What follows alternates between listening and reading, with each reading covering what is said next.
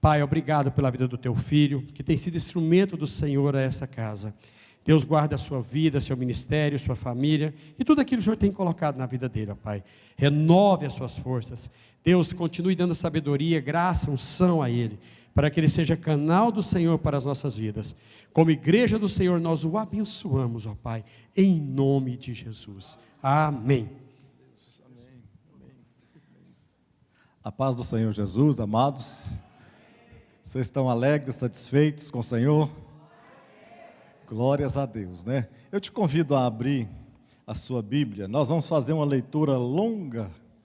Agora nós vamos correr um pouquinho na Bíblia, fazendo uma leitura para a gente entender primeiro a história, né? Para depois nós entendermos a parte espiritual no meio da mensagem. Abra a sua Bíblia aí em Atos dos Apóstolos, capítulo de número 27. O certo seria nós lermos o capítulo 27 inteiro, mas eu não vou, eu vou tirar algumas, vamos começar a partir do 7, do verso 7.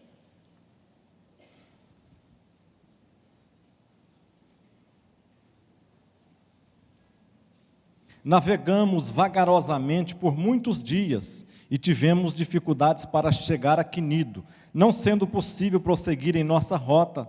Devido aos ventos contrários, navegamos ao sul de Creta, defronte a Salmona. Costeamos a ilha com dificuldades e chegamos a um lugar chamado Bons Portos, perto da cidade de Lazéia. Tínhamos perdido muito tempo e agora a navegação se tornara perigosa, pois já havia passado o jejum. Por isso Paulo os advertiu: senhores, vejo que a nossa viagem será desastrosa e acarretará grande prejuízo para o navio, para a carga e também para a nossa vida. Mas o centurião, em vez de ouvir o que Paulo falava, seguiu o conselho do piloto e do dono do navio. Visto que o porto não era próprio para passar o inverno, a maioria decidiu que deveríamos continuar navegando com a esperança de alcançar Fenície e ali passar o inverno. Este era um porto de Creta que dava para o sudoeste e noroeste. Verso 13, começando a soprar suavemente o vento sul, eles pensaram que haviam obtido o que desejavam, por isso levantaram âncoras e foram navegando ao longo da costa de Creta. Pouco tempo depois, desencadeou-se da ilha um vento muito forte, chamado Nordeste, em outras Bíblias, em outras versões, chamado Euroaquilão. O navio foi arrastado pela tempestade, sem poder resistir ao vento. Assim cessamos as manobras e ficamos à deriva. Passando ao sul de uma pequena ilha chamada Clauda, foi com dificuldade que conseguimos recolher o barco salva-vidas. Levantando-o, lançaram mão de todos os meios para reforçar o navio com cordas, e temendo que ele encalhasse nos bancos de areia de Sirte, baixaram as velas e deixaram o navio à deriva. No dia seguinte, sendo violentamente castigados pela tempestade, começaram a lançar fora a carga. No terceiro dia, lançaram fora com as próprias mãos a armação do navio, não aparecendo nem sol nem estrelas por muitos dias, e continuando a abater-se sobre nós grande tempestade, finalmente perdemos toda a esperança de salvamento. Visto que os homens tinham passado muito tempo sem comer, Paulo levantou-se diante deles e disse: os senhores deviam ter aceitado o meu conselho de não partir de Creta, pois assim teriam evitado esse dano e prejuízo. Mas agora recomendo-lhes que tenham coragem, pois nenhum de vocês perderá a vida, apenas o navio será destruído. Pois ontem à noite apareceu-me um anjo de Deus, a quem pertenço e a quem adoro, dizendo-me: Paulo, não tenha medo, é preciso que você compareça perante César. Deus, por sua graça, deu-lhe a vida de todos os que estão navegando com você. Assim tenham ânimo, senhores, creio em Deus que acontecerá do modo como me foi dito, devemos ser arrastados por alguma ilha. Amém. Dá para nós termos uma ideia, para você ter uma ideia mais ou menos sobre esse texto, o que ele queria dizer. Paulo estava iniciando uma viagem, não era uma viagem missionária, era uma viagem onde ele estava sendo levado preso, onde ele foi preso e iria ser julgado em Roma. E só que nesta viagem estava com ele também quem escreveu Atos dos Apóstolos, né? Foi Lucas, e também escreve o Evangelho. Estava com ele também um homem chamado Aristarco. E Lucas estava relatando todas estas coisas aqui. E viu que durante a viagem, e eu queria em alguns versículos aqui que a gente vai aparecendo, a gente vai comentando alguma coisa e tirando algumas coisas espirituais para a nossa vida, para o nosso viver, para o nosso dia a dia, e alguma coisa que faça com que a gente possa pensar, porque às vezes nós passamos por tantas dificuldades na vida, tantas tempestades, tantas lutas no nosso dia a dia, que às vezes nós ficamos com medo de novas lutas, novas dificuldades, novos problemas, mas uma coisa é certa para nós, assim como ele diz aqui no verso 8, que eles estavam costeando ali, e dificilmente era a navegação, e eles chegaram num lugar chamado Bons Portos. É muito bom nós saber que Deus tem para o seu povo preparado, Deus tem para os seus, aqueles que o amam, Ele tem preparado bons portos. Para que isso? Para que no momento da adversidade, no momento das lutas, no momento do sofrimento, no momento que as nossas forças são poucas, nós possamos atracar nesses portos, renovar as nossas forças e fazer com que nós possamos ser capitaneados, possamos ser mais uma vez motivados a continuar a nossa viagem da vida, porque nós estamos numa viagem. A nossa vida aqui nesta terra, ela é curta, mas ela é uma viagem, e nós todos precisamos de chegar em segurança, não a um lugar físico, mas um lugar espiritual, aonde Deus preparou para os santos, para os salvos, para os lavados e remidos pelo sangue de Jesus Cristo. Quantos querem chegar nesse lugar? Diga glória a Deus. Glórias a Deus. No verso 11, verso 10 e 11, nem sempre pessoas capacitadas podem nos livrar das tempestades. Diga comigo, nem sempre pessoas capacitadas podem nos livrar das tempestades. Aqui diz no verso 10 que Paulo fala para eles que a viagem era melhor não viajar, que a viagem seria complicada. Mas eles não acreditaram no que Paulo falava, e o centurião, o homem responsável pelo navio, a Bíblia diz que ele cria mais no que o piloto dizia e no mestre do que no que dizia Paulo. Eu te digo uma coisa, para nós entrarmos ou sairmos de uma tempestade, nós temos que saber com quem primeiro que nós vamos entrar dela. Nós temos que saber se mesmo no meio das tempestades, esse alguém que é da nossa confiança, ele pode realmente nos tirar de lá. Ele pode ter a última palavra sobre a nossa vida, e no momento que as nossas forças já não conseguirem mais, que nós não conseguirmos mais renovar, nos parece, que Ele pode estender a mão sobre nós e nos tirar de lá. Tinham 3 pessoas, a Bíblia diz que tinham 3 pessoas, tinha o centurião, tinha o mestre, o homem lá do chefe do navio, e tinha Paulo, dizendo, em quem que nós acreditaríamos? Em quem desses 3 nós acreditaríamos? Fatalmente nós diríamos que nós acreditaríamos no que Paulo, claro. Mas por que nós não fazemos isso no nosso dia a dia?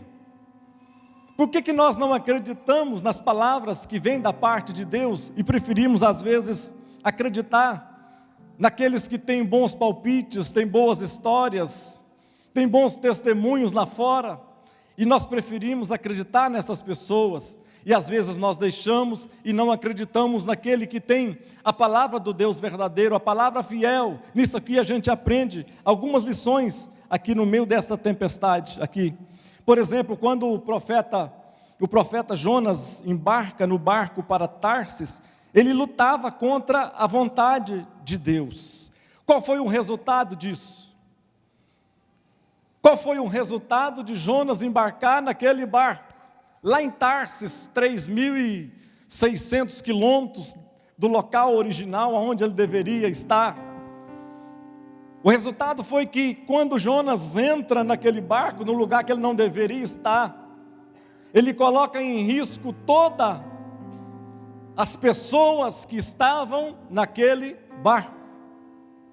Ou seja, o que a gente aprende com isso? A gente aprende que nós como cristãos, quando nós estamos no lugar errado, quando nós estamos no lugar que Deus não permitiu ou não quer que nós estejamos, nós corremos o risco de não só as nossas vidas, não só nós termos dificuldades, problemas no nosso dia a dia, mas também aqueles que estão perto de nós, que às vezes não tem nada a ver com aquilo. Às vezes nós ficamos sem entender o que está acontecendo em determinada casa, determinada família, determinada empresa, determinada pessoa.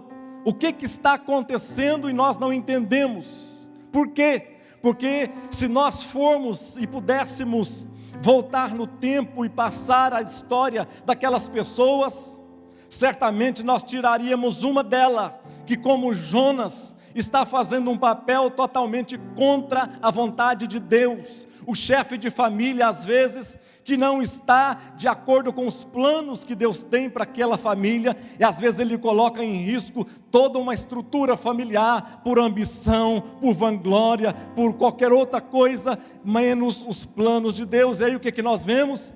Às vezes nós vemos colocando em risco, diferentemente do que Paulo, quando entra nesse navio. Paulo, quando entra nesse navio, tinha 270 e tantas pessoas, 276 pessoas, diferentemente de Jonas, que coloca em risco aonde Paulo estava, porque ele estava nesse navio. O navio não, ninguém das pessoas morreram, nenhum deles pereceram, porque ele tinha sobre a vida dele uma promessa de Deus, de que nada e nem ninguém pereceriam, porque ele estava lá naquele lugar. Quantos estão me entendendo? Diga amém. O que nós queremos? A obediência ou a desobediência? Na obediência, mesmo no meio da tempestade, mesmo no meio da tempestade, nós conseguiremos ouvir a voz de Deus falando ao nosso coração. Na obediência nós podemos clamar, e mesmo no meio daquele barulho da tempestade, da tribulação, ainda assim nós podemos visualizar a mão de Deus nos sustentando, te sustentando, sustentando a minha vida, sustentando a sua vida, te fortalecendo, te dando força, te levantando dos lugares que você não queria, mas Ele te coloca com mão forte e diz: meu filho, minha filha, recomeça de novo, vai, tu és forte, esforça, tem bom ânimo, começa de novo. Mas por quê? Porque nós estamos fazendo a vontade de Deus.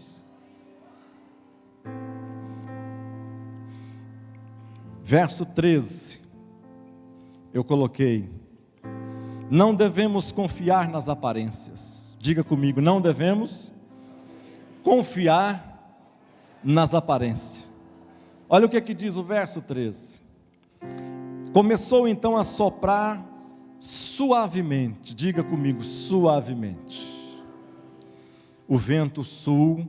Eles então pensaram que haviam obtido o que desejavam, por isso levantaram âncoras e foram navegando ao longo da costa de Creta. Boa aparência, esse ventinho tranquilo e suave aqui os enganou. Boa aparência sem direção de Deus pode nos levar a lugares que fatalmente nós não gostaríamos, nós não queríamos estar lá nesse lugar.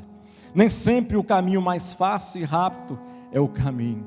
Nem sempre quando as portas são mais largas, nem sempre a porta larga é melhor. O caminho mais fácil é o melhor. Nem sempre quando a porta é larga demais, é normalmente quando nós não queremos pagar um preço e preferimos as coisas mais fáceis. Acreditamos nas coisinhas, no ventinho que chega. Acreditamos que aquele ventinho vai ser capaz de nos dar segurança. Acreditamos que aquele pseudo vento vai fazer com que nós possamos chegar ao nosso lugar de destino em tranquilidade e paz. Na realidade, quando nós fazemos isso, quando nós entramos pelas portas erradas, portas largas que não exigem nenhum esforço, nenhuma renúncia, mas é uma escolha totalmente errada. Diga comigo, escolhas erradas não fazem parte dos planos de Deus. Como fazer então uma decisão certa, pastor? Como que eu posso ter uma decisão certa em Deus? Existe em nós um termômetro, sabe? Uma espécie de termômetro, chamado de consciência. Ele é um reflexo da nossa situação espiritual. Esse termômetro, ele reflete mais ou menos o que se passa no nosso coração. A situação espiritual de cada pessoa faz parte dessa consciência. Quando lá no Éden, Adão peca, a primeira coisa que ele faz foi ser acusado pela consciência. E o que ele fez? Ele esconde. Ele não ora, não busca, não fala, não quer saber mais de Deus. Por quê? Porque aquele termômetro, que é a consciência do Espírito Santo, que fala no nosso coração, a pessoa às vezes está distante, aquele termômetro está totalmente desequilibrado. Talvez a palavra mais correta não seja nem o termômetro, porque o termômetro, a única coisa que ele faz é marcar a temperatura. Eu lembro do pastor Edson, acho que é o pastor Edson mesmo, na Donep, lá em... Mário Gomes, pastor Mário Gomes. Foi a primeira vez que eu ouvi alguém falar sobre isso. Lá em 92, 93. O termômetro, ele consegue marcar a temperatura. Ele diz se está 20 graus, se está 21, 22, 23, 17. Ele diz, mas ele não consegue fazer nada além de marcar os graus. Ele não consegue mudar a situação do ambiente. Então eu creio que nós não devemos mudar, não devemos ser um termômetro, mas sim nós devemos ser um termostato. O termostato não. O termostato, ele vê que a temperatura está chegando, você controla aquilo lá e coloca em regula. Quando aquela temperatura chega a 20 graus, por exemplo, ele começa a starta, porque ele sabe que vai começar a fazer calor.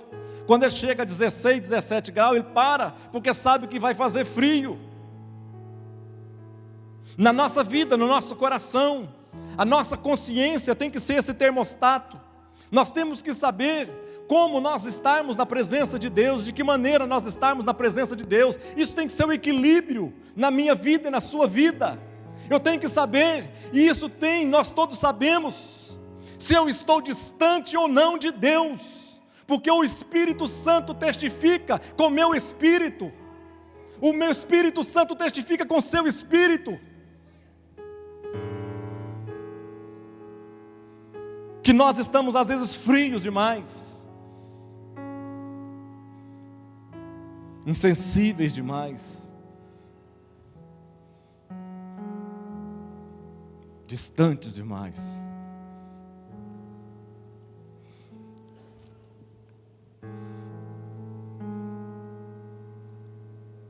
A tempestade no verso 14.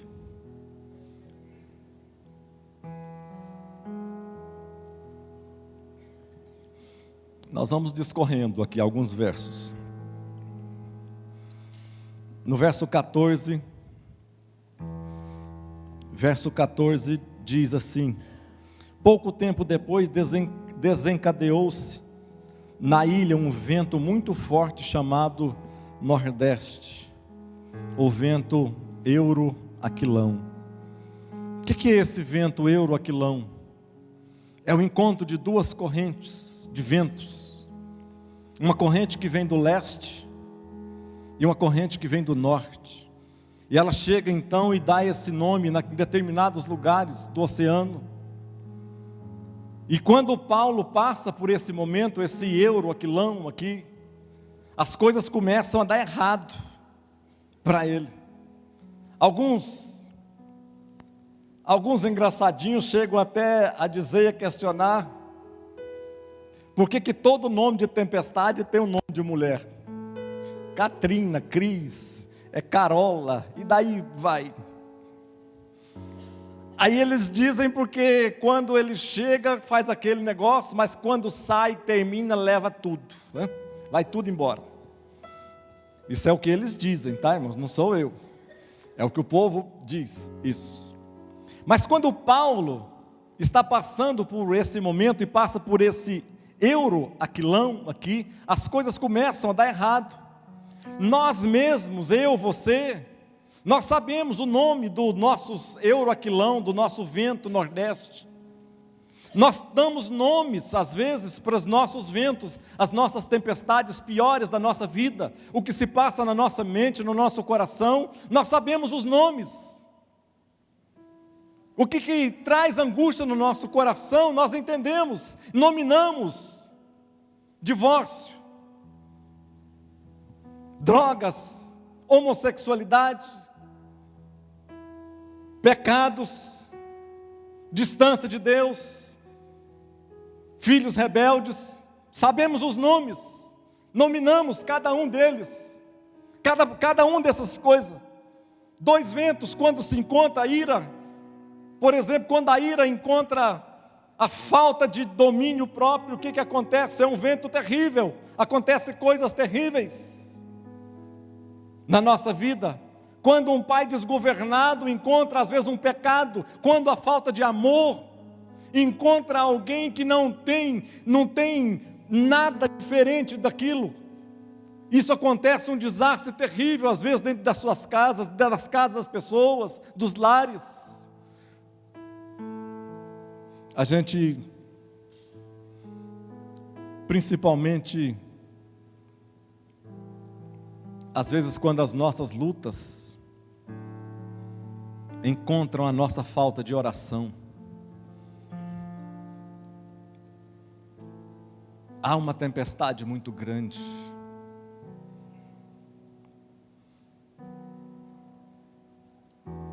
Nós estamos perdendo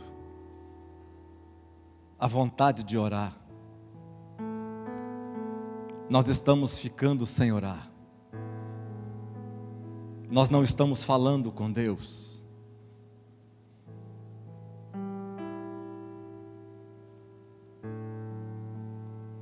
Como que eu posso ter comunhão com alguém se eu não falo com essa pessoa? Às vezes eu fico de joelho, às vezes orando e fico sem falar uma palavra, às vezes 1 minuto, 2 minutos, para ver o que Deus tem a falar comigo.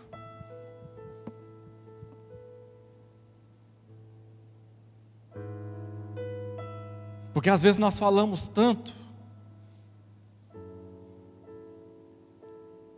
e normalmente as nossas falas são motivadas pelas nossas necessidades.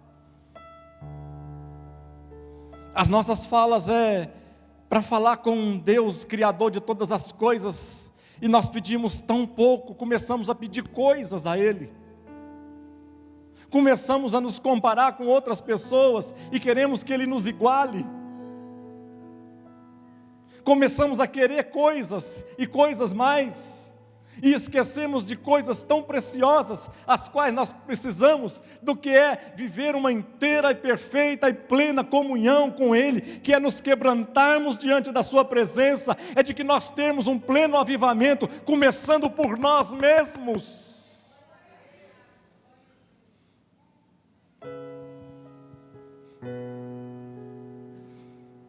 Verso 15. No meio da tempestade, nossas fraquezas aparecem. Diga comigo, no meio da tempestade, nossas fraquezas aparecem. Aqui diz no verso 15: o navio foi arrastado pela tempestade sem poder resistir ao vento. Assim cessamos as manobras e ficamos à deriva. A situação estava tão fora de controle que a única coisa que podia fazer era deixar as coisas levar. O que me diz isso? Que nós nunca devemos, às vezes, tomar as nossas decisões baseado nas emoções momentâneas da nossa vida. Eu nunca posso pensar que pior do que está, não pode ficar.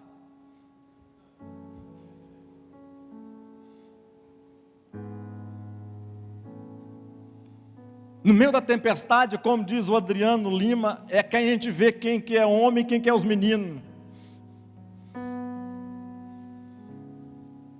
É no meio da tempestade que a gente sabe quem se levanta para bater gigante e quem corre de simplesmente pessoas comuns. É no meio da tempestade que nós sabemos quem é sacerdote da casa. É no meio da tempestade que nós entendemos quem tem caráter. É no meio da tempestade que Deus nos testa. É no meio da tempestade que nós temos nas nossas mãos aquilo que nos garante as nossas vitórias, porque se nós formos fiéis no meio da tempestade, nós vamos ser fiéis em qualquer lugar que Deus nos colocar. Quando nós estivermos lá na frente, cantando o hino de vitória, Deus vai ter preparado para mim e para você coisas excelentes, mas porque um dia nós passamos pelo meio da tempestade e passamos cantando e glorificando o seu nome. Aplauda o Senhor nesta noite.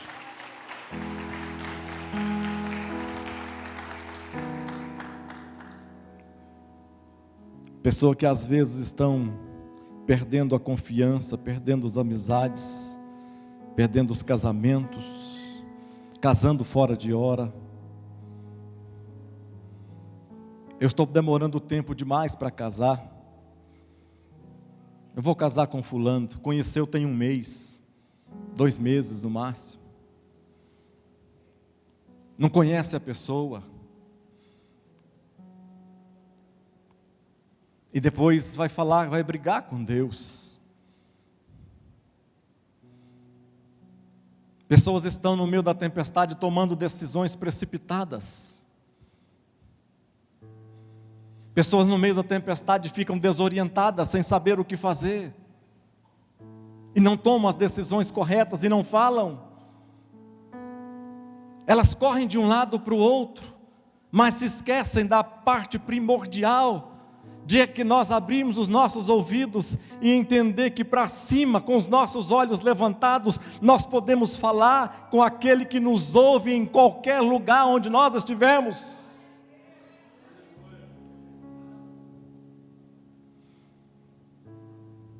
Conta-se que a filha chegou para a mãe e disse assim: mãe, o Marquinhos não quer casar mais comigo.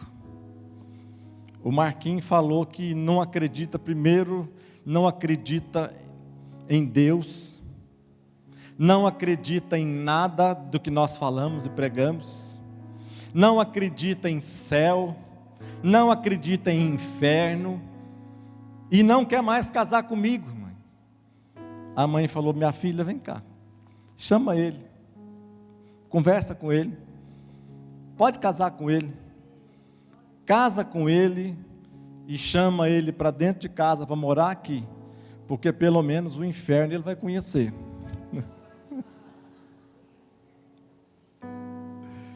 Às vezes nós tomamos decisões tão erradas na nossa vida,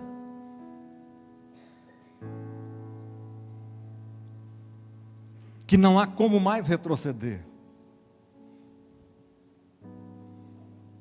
Casar é uma coisa tão séria. Descasar é muito mais sério ainda. Permanecer casado, somente os fortes conseguem. Permanecer casado não são para os fracos. Os fracos, qualquer ventozinho que vai de um lado para o outro, ele está pensando em largar e arrumar, em trocar por outra. Não, os fortes não, saem da tempestade abraçados um com o outro e dizendo: Deus nos fez superar a tempestade. Se dificuldade fosse algo para separar, eu não estava casado mais, a Marisete, de maneira alguma. Se a gente escrevesse a nossa história por total e completa, daria um bom livro. E não teria muita coisa para dar certo.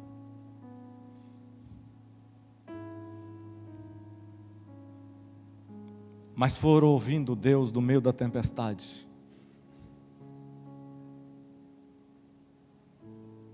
O Deus que te fala, o Deus que te socorre, o Deus que te abraça, o Deus que te sustenta, o Deus que te embala, sabe?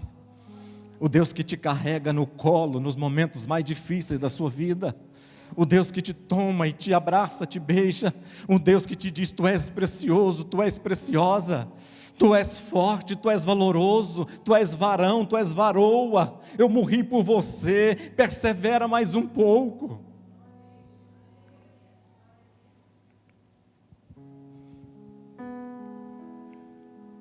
É na tempestade que mostramos quem nós realmente somos.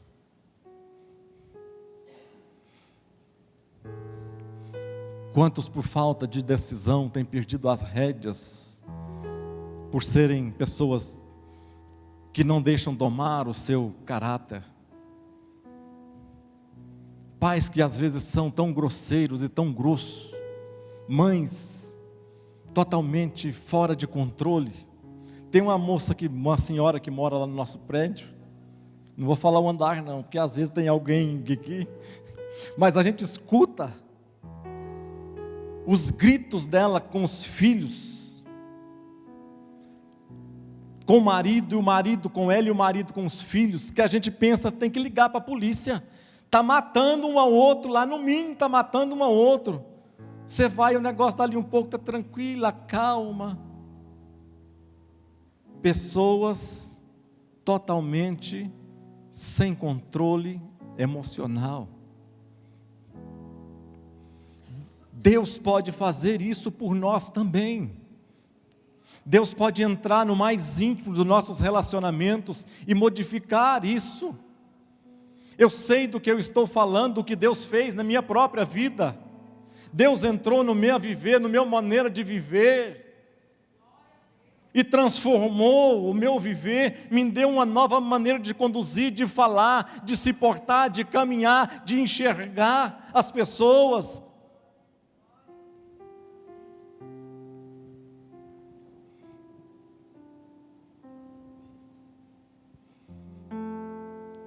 No meio da tempestade, temos que escolher o que é importante. Diga comigo: no meio da tempestade, eu tenho que escolher o que é importante.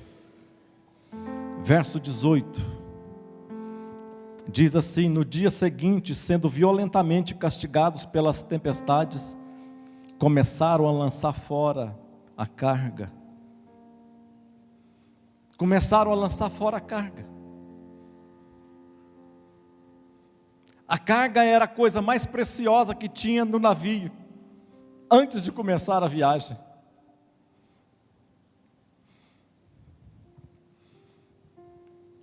Às vezes no meio da nossa viagem nós temos que escolher o que nós temos que jogar fora. Nós temos que escolher para nós o que é importante na nossa vida. O que nós vamos jogar fora no meio da tempestade? Nós temos que escolher se eu vou para um novo emprego ou eu só vou cuidar melhor da minha casa, da minha família, por exemplo.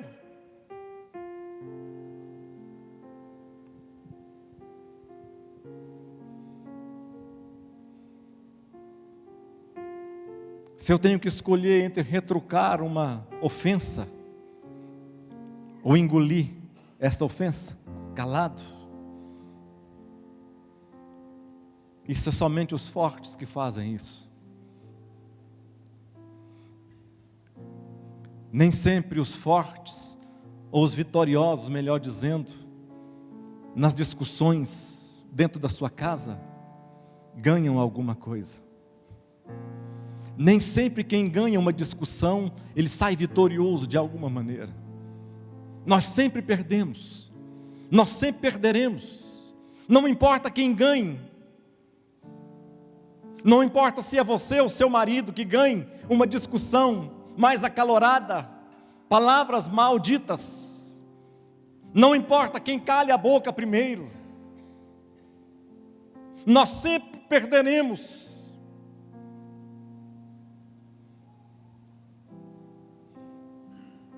Eu tenho que escolher no meio da tempestade, o que eu quero fazer. Compensa pagar o preço? Eu vejo muitas pessoas desistindo, principalmente. Teve uma vez que eu escrevi esta palavra para casamento, só para casamentos.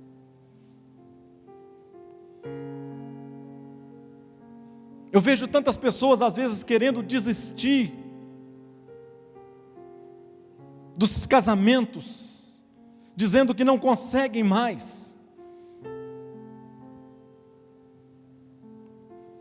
A não ser que aconteça coisas terríveis dentro de um relacionamento de um casal. Deus ainda é capaz de transformar a nossa vida, a minha vida, a sua vida, e nos colocar direito como Ele quer. Diga glória a Deus. Verso 19. No meio da tempestade, podemos deixar coisas essenciais. Verso 19, diz assim: no terceiro dia lançaram fora com as próprias mãos, diga, com as próprias mãos, a armação do navio. Lançar fora a armação do navio com as próprias mãos. A armação é o que dava sustento no navio, navegação ao navio. A armação é o que dava estabilidade ao navio. A Bíblia diz que eles lançaram fora, agora, a armação.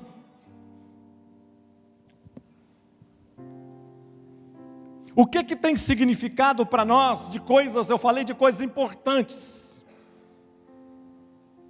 Mas o que tem sido coisas essenciais para você?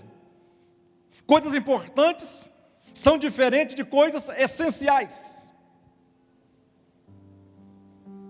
Aqui eles lançaram a armação, coisa essencial. O que nós com as nossas próprias mãos temos jogado fora, temos lançado fora da nossa vida, da nossa casa, da nossa família?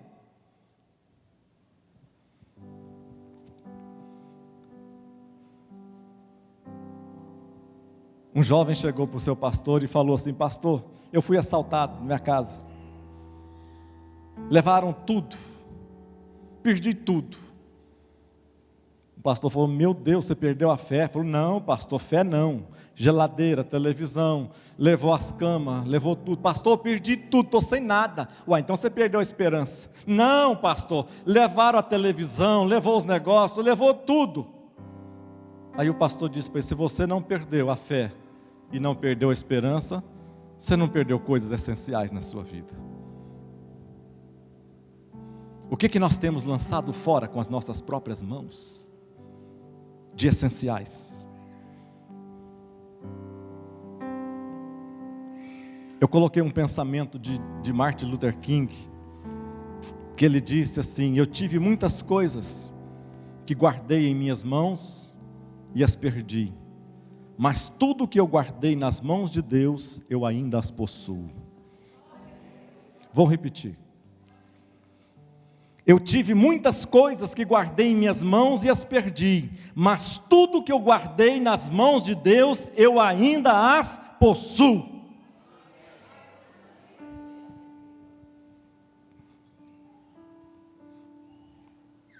Eliseu tinha orado, tinha dado um filho para a mulher. O filho da mulher morre. Vão atrás de Eliseu, lá no monte. Antes de chegar, Eliseu manda perguntar à mulher que vinha desesperada, largada o filho morto, lá em cima da cama. Eliseu manda perguntar para a mulher fazer 3 perguntas. Vai bem com seu marido? Primeira pergunta. Vai bem com você? Terceira pergunta. Vai bem com seu filho? A mulher era rica, milionária, cheia do dinheiro. Mulher poderosa na cidade. Por que que o profeta não falou de dinheiro quando fez as perguntas?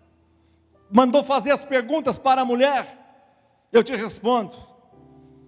Porque em época de tempestade, dinheiro nenhum é capaz de comprar coisa alguma. Na maioria das tempestades, o dinheiro não é capaz de comprar nada de essencial que precisamos para ser feliz na nossa vida. Verdade, sim ou não? Verso 20 diz assim: no meio da tempestade ficamos sem referência. Diga comigo, no meio da tempestade ficamos sem referência. O texto diz assim: e não aparecendo havia muitos dias, nem sol, nem estrelas, e caindo sobre nós uma não pequena tempestade, fugiu-nos toda a esperança de nos salvarmos. Eles entendiam que sem o sol e sem as estrelas, eles estavam totalmente desorientados durante o dia e durante a noite. A esperança de quem vive uma vida tenebrosa é sempre a chegada do novo amanhã. Eu lembro nos meus tempos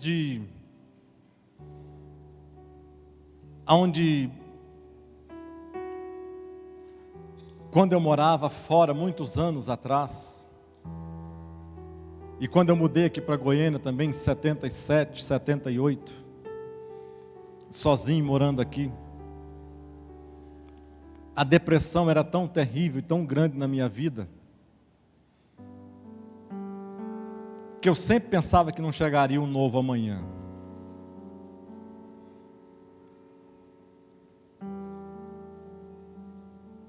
Às vezes não dormia à noite e ficava esperando ver se chegava o outro dia, se o dia amanhecesse logo, para que o dia amanhecesse logo, para ver o que iria acontecer. A Bíblia diz que, lá no Salmo 130, no verso 5, diz assim: a minha alma anseia pelo Senhor, mais do que os guardas esperam pelo amanhecer. É uma maneira tão intensa de esperar em Deus, de buscar em Deus, de não confiar simplesmente em estrelas, em sol, para trazer um tipo de orientação. Eu não sei em que às vezes nós temos ainda depositado a nossa confiança, mas que tem nos deixado totalmente desnorteados. Aqui o texto está dizendo que a minha alma anseia pelo Senhor mais do que os guardas esperam pela manhã.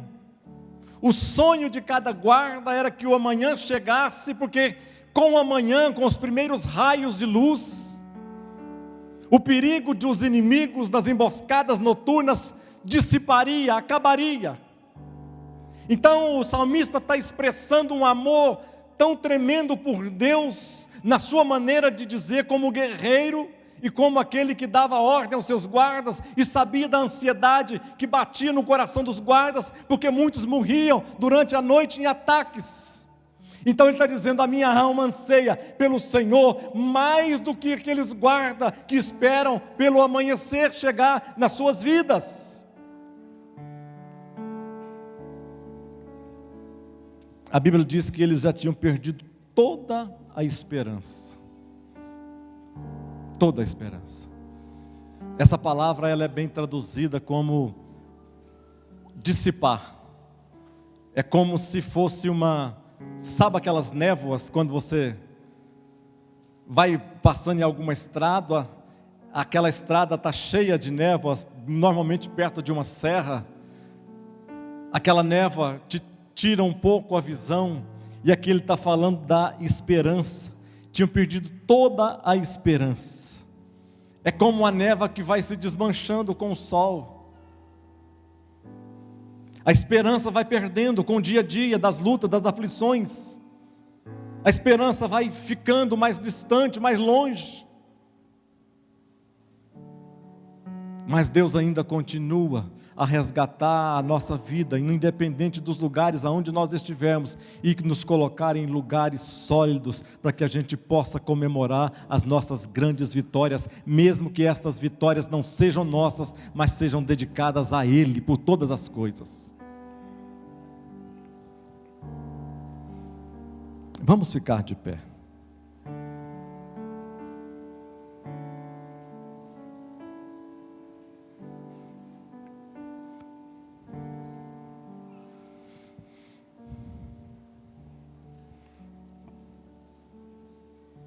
Ter uma promessa é ter uma vida com Deus. Diga aleluia. Eles não tinham as luas, não tinham as estrelas, mas Paulo diz assim para eles: eu vos admoesto, não tenham medo, vocês não morrerão, não perecerão nenhuma pessoa, porque nesta noite um anjo de Deus a quem eu sirvo, a quem eu sigo, me apareceu e me diz que nenhuma das almas perecerá, a não ser o navio. Então não temamos.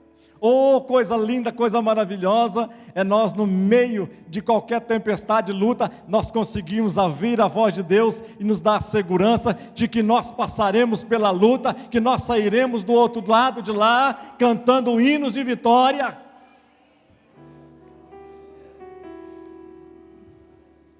Não temas, por causa da promessa de um homem, por causa de um homem, 276 pessoas foram salvos. Um homem, que no meio da tempestade ainda acreditou em Deus, e orava a Deus. Às vezes nós vamos fazer igual esses homens que fizeram. A Bíblia diz que a tempestade foi tão grande, mas eles tinham a promessa de Deus. Não significa que quando nós temos uma promessa de Deus, as nossas lutas vão ser melhores, ou vão ser pequenininhas, ou vão ser sem nexo, sem coisa. Não significa isso. Significa que Ele está conosco no meio da luta, significa que nós vamos passar, significa que nós vamos ter um testemunho, significa que nós vamos ter uma experiência nova com Deus. Aqueles homens saíram, não de qualquer, o barco encalhou, quebrou, eles queriam matar todos os prisioneiros, mas o homem não deixou, por causa de Paulo novamente. A Bíblia diz que o barco se rachou todo, cada um catou o que dava, cada um segurou tábua, segurou em qualquer coisa, mas todos chegaram lá na ilha, de uma maneira ou de outra, chegaram naquele lugar. O que eu quero dizer nesta noite, é que o Deus da tempestade, é o Deus que nos dá o socorro, quando nós mais precisamos dEle, e nesta noite, Ele está aqui para nos abençoar.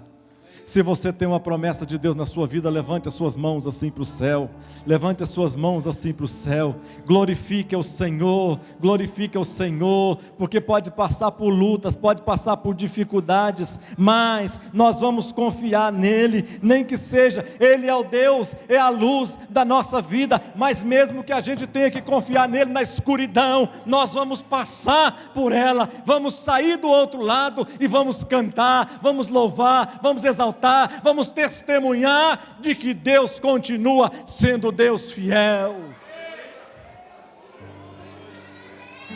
É o meu Deus. O salmista disse: o Senhor é meu pastor, ou seja, é o meu pessoal. Ele pode ser o Deus de todo mundo, mas uma coisa eu sei, Ele é meu, Ele é o meu pastor. Ele está comigo. Ele está comigo no vale da sombra da morte. Ele está comigo na tempestade. Ele está comigo nas comemorações.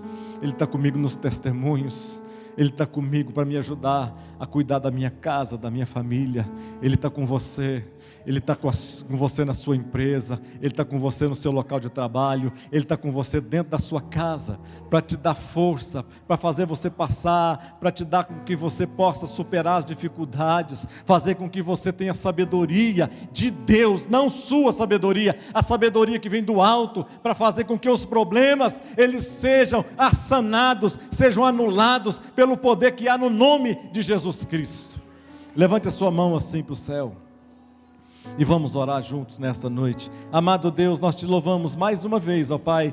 Te agradecemos por tudo que o Senhor faz, tudo que o Senhor é, tudo que o Senhor representa, ó Pai. Nós te agradecemos porque o Senhor é um Deus bom. É o Senhor que no meio das dificuldades, no meio das tempestades, no meio das lutas, ó Pai, o Senhor tem uma palavra. Nós queremos ser os teus servos, ó Deus, servos fiéis, servos bons, servos que ouvem a tua voz, ó Deus, porque nós sabemos que tempestades às vezes podem vir de todos os lugares, mas nós queremos entender que nós não dependemos de confiança humana, nós não dependemos de conselhos humanos, nós não dependemos de coisas, ó Deus, não dependemos de parentes, não dependemos de amigos, não dependemos de pessoas, não dependemos de pessoa alguma. A nossa principal dependência é do Senhor, é do Senhor, é do Senhor, que tem a palavra certa na nossa vida, ó Pai. Eu ministro nesta noite sobre lares, sobre famílias, aqui nesta noite, que lares sejam restaurados, que famílias sejam restauradas, que casamentos sejam restaurados, ó meu Pai, ó Deus querido, que filhos aos pais, um coração seja voltado a outro coração dentro dos lares, que haja união, que haja paz, que haja gozo, ó Espírito Santo de Deus. A tua palavra nos diz, ó Deus, que adianta ganhar o mundo inteiro e perder a nossa alma. Senhor, não nos deixa esquecer destas coisas tão preciosas. Nós podemos fazer grandes coisas, mas nós não queremos perder a nossa alma, não queremos perder a nossa comunhão, não queremos perder a nossa fé, não queremos perder a nossa esperança, porque são elas que nos levarão mais além, são elas que colocarão nossos olhos mais distantes, são elas que nos farão saltar montanhas, transpor os montes, fazer com que o fogo não nos queime, fazer com que a tempestade não nos assole, fazer com que o nosso barco continue navegando, ó Deus, e que possamos do outro lado, sair do lado de lá, como Miriam cantou o canto da vitória, dizendo: só o Senhor é Deus, só o Senhor é Deus, só o Senhor é Deus. Que chomanabe assome canta lamahas, cheira menabe abassorianta labasserian abashurianto mahas, clama charamanaias. Em nome de Jesus, que Deus abençoe esta noite e que a gente possa sair daqui levando a certeza de que nós podemos ser vitoriosos no meio da tempestade. Ainda podemos ser vitoriosos no meio das tempestades. Que Deus os abençoe em Cristo Jesus. Obrigado.